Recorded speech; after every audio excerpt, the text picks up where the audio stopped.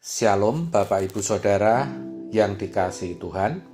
Seri pengajaran hari ini berjudul Satu-satunya Harapan. Diberkatilah orang yang mengandalkan Tuhan, yang menaruh harapannya pada Tuhan.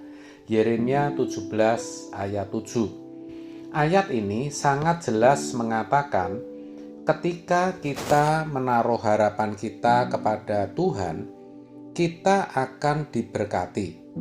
Menaruh harapan kepada Tuhan artinya berharap dimuliakan bersama Tuhan Yesus ketika kelak Tuhan datang yang kedua kali nanti.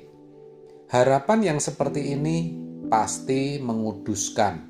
Artinya mengkondisikan kita, membuat kita untuk hidup berhati-hati dan untuk hidup lebih bersungguh-sungguh untuk Tuhan. Dengan demikian, kita tidak hanya terus belajar mengembangkan kehidupan di hadirat Tuhan selama 24 jam, tetapi kita juga pasti hati-hati dengan perkataan, sikap, perbuatan, dan pikiran kita. Dengan kata lain, kita akan terus arahkan hati kita hanya kepada Tuhan dan untuk menantikan kedatangannya. Bagi orang seperti ini, tidak ada yang lebih membahagiakan bagi dirinya kecuali Tuhan. Maka semua kita, baik pria atau wanita, tua atau muda, harus mengobarkan dalam hati kita cinta yang membara kepada Tuhan Yesus. Ini sungguh tidak mudah, saudara, karena hati dan pikiran kita kebanyakan telah diracuni oleh dunia. Banyak kesenangan-kesenangan dunia yang memenuhi jiwa kita. Saya percaya kita pernah mengalami tahun-tahun di mana kita tidak sungguh-sungguh memiliki kerinduan untuk bertemu Tuhan Yesus.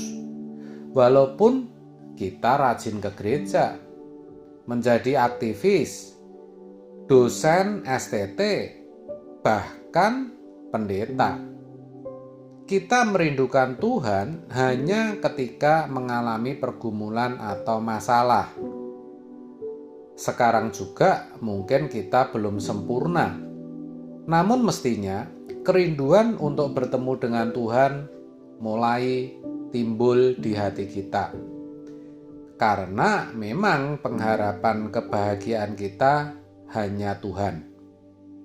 Jangan berharap atau menantikan ada sesuatu yang bisa membahagiakan kita di dunia ini. Tidak ada, saudara. Memang secara duniawi bisa saja kita mengalami hidup hari ini lebih membahagiakan dari kehidupan kita kemarin. Tetapi kita harus tetap memilih untuk sungguh-sungguh berada di hadirat Tuhan 24 jam. Bagaimana bisa selalu hidup dalam kekudusan? Itulah sebabnya kita terus cari wajah Tuhan sampai kita benar-benar bisa menemukan Dia. Sebelum menemukan Dia, jangan berhenti. Carilah terus wajah Tuhan melalui doa dan saat teduh sampai kita bisa mendengar suaranya. Tuhan itu bukan pengetahuan yang dibicarakan atau didebatkan, tapi pribadi yang harus kita alami dengan nyata, saudara. Untuk itu, kita harus berani berkata, Tuhan, aku rindu mengalamimu. Harus berani, karena dunia ini semakin jahat. Kuasa gelap terus bekerja dengan berbagai trik dan manuvernya supaya kita tidak hidup suci.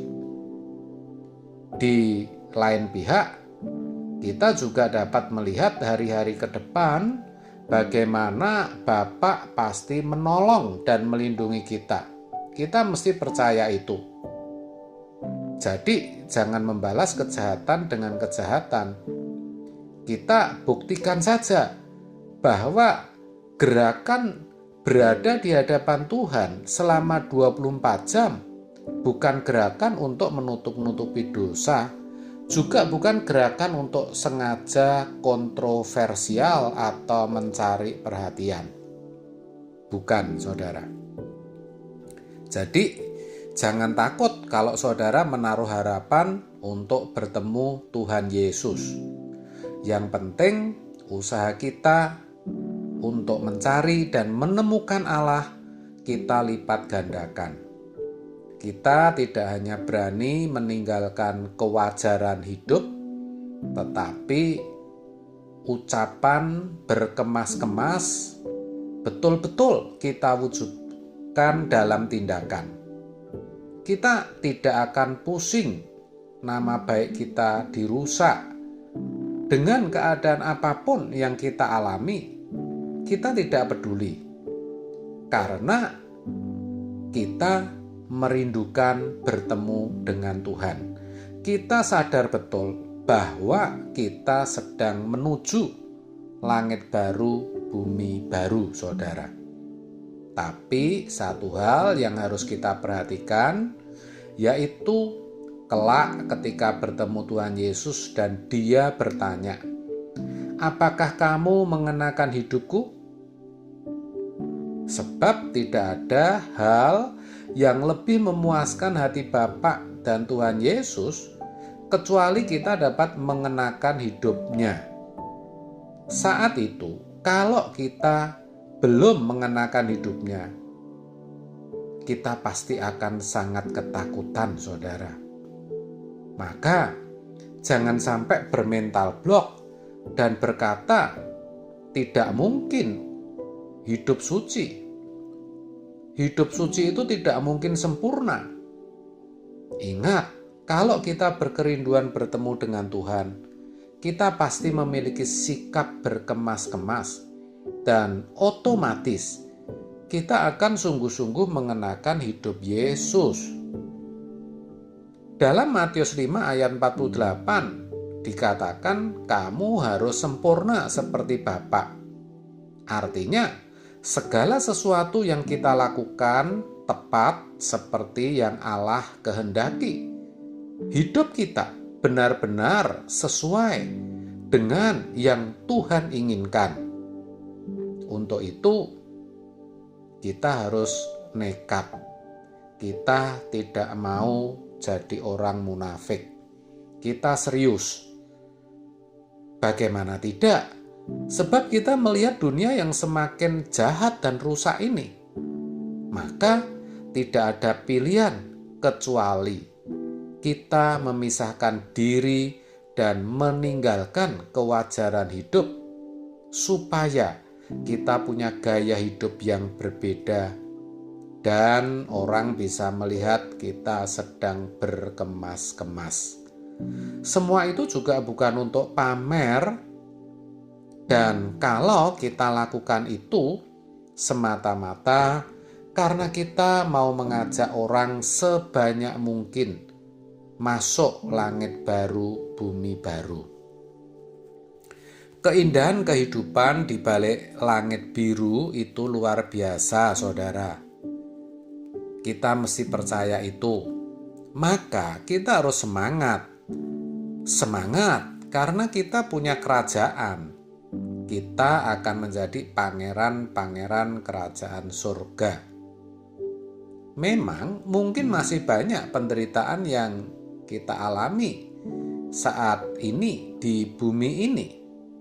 Namun tetaplah bekerja keras, cari uang yang banyak, studi yang sungguh-sungguh, karir yang sungguh-sungguh, dan berhati-hati dalam pergaulan.